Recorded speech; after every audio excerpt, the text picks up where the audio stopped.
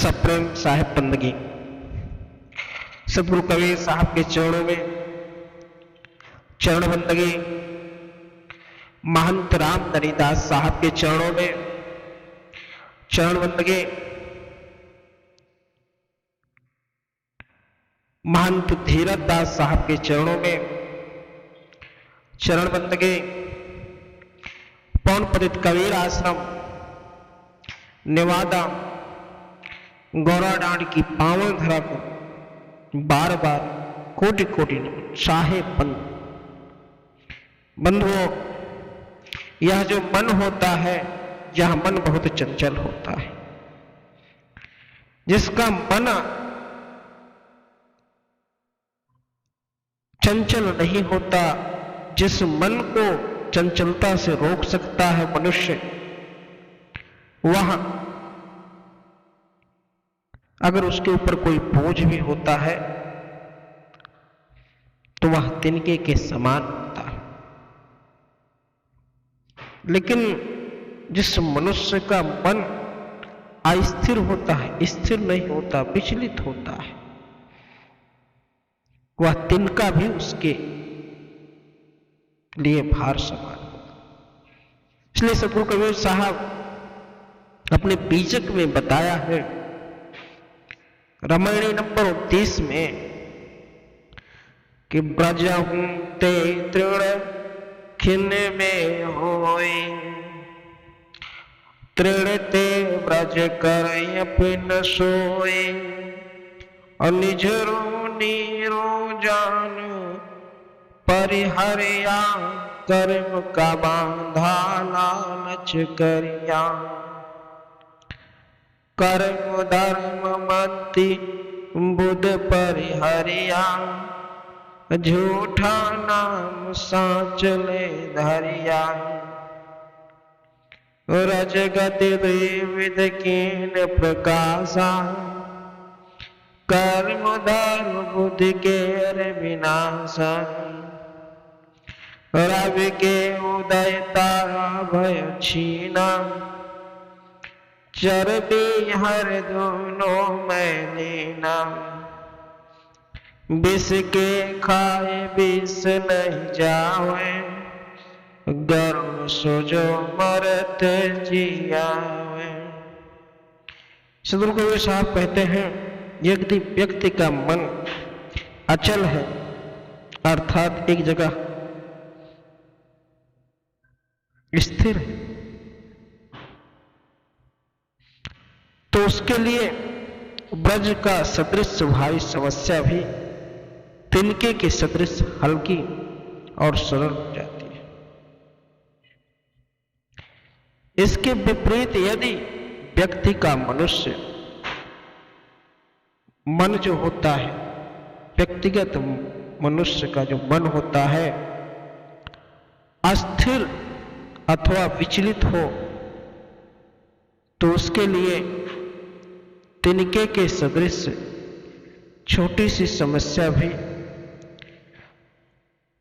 वज्र के सदृश कठिन हो जाती है। अतवत जो बुद्धिमान व्यक्ति होते हैं, वह मन को बहुत बहता हुआ झरना मानकर केवल इसकी दृष्टा बन जाते हैं और इसके भ्रम जाल में नहीं फंसते, अब केवल तमाशा देखने वाले बन जाते हैं। इसके विपरीत जो मनुष्य कर्म रूपी बंधन में बंधे रहते हैं, वे संसारिक विषयों में रम जाते हैं और अपने मन के बहाव को नहीं रोक पाते। इस प्रकार के मनुष्य सत्कर्म, धर्म और सद्बुद्धि की अपेक्षा करते हैं और जो असत्य और उसी को सत्य मानकर उसकी माला फेरने में लगे रहते हैं। जिस प्रकार मनुष्य को रजोगुण क्रमशः तीव्रता और तीव्रतम हो जाता है और वे कर्म, धर्म तथा बुद्धि को खोकर सांसारिक विषयों में डूब जाते हैं। जिस प्रकार तारों का आलोक चर अचर में लिप्त होकर उन्हें आलोकित करता है, किंतु सूर्य उदय होने पर उनका आलोक विहीन हो जाता है। ठीक वैसे ही जब स्वरूप का ज्ञान उदित हो जाता है तो लौकिक ज्ञान का अभिमान विनष्ट हो जाता है। जैसे विष का प्रभाव दोबारा विष खाने से खत्म नहीं होता, औषध तो वह है जो मरते हुए व्यक्ति को जिंदा कर सके, यानी संस्कारों के विषयों से मन को तुष्टि प्राप्त नहीं होती, बल्कि इनका त्याग करके ही तुष्टि प्राप्त हो सकती है। सदगुरु कबीर साहब आगे कहते हैं कि अलख जो लगी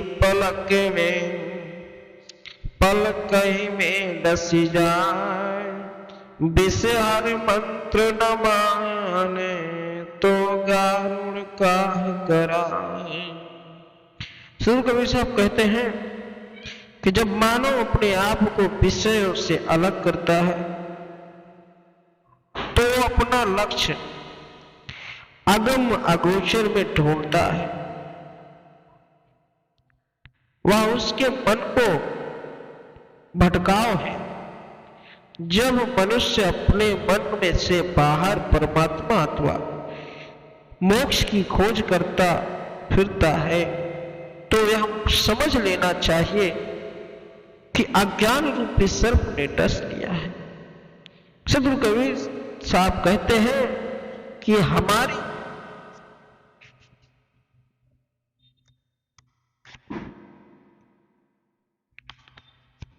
आत्मा, सदगुरु कबीर साहब जी कहते हैं कि हमारी आत्मा ही हमारा लक्ष्य है। अर्थात यदि हमने अपने आत्म स्वरूप का प्राप्त कर लिया